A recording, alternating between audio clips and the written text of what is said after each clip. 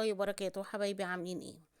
انتشر في الايام الاخيره فيديو على مواقع التواصل الاجتماعي لسيده تونسيه اعلنت ان هي هتكون اول تونسيه تجمع بين زوجين، وقالت ان القانون التونسي بيكفل لها حق الجمع بين زوجين، وانه بيحظر تعدد الزوجات للرجال لكنه بيسمح بتعدد الازواج للنساء.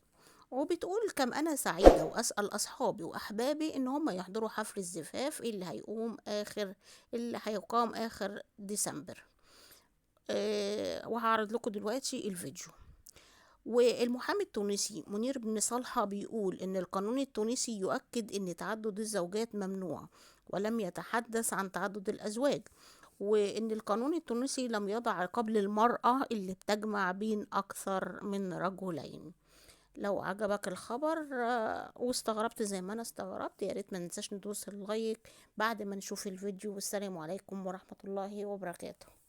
باش نكون أول تونسية تتعرس بزوز رجال، لذلك بما أن القانون التونسي يكفل لي أن يتزوج بزوز أزواج ويمنع تعدد الزوجات للرجال ويسمح لتعدد الأزواج بالنسبة للنساء، لذلك قررنا أنا وزوز أشخاص آخرين باش نعرسوا، باش ناخذها من زوز كوا وهما موافقين بيان سور، وقررنا باش نعقدوا القران نهار 31 ديسمبر، سيتادير ابري 2 سيمين.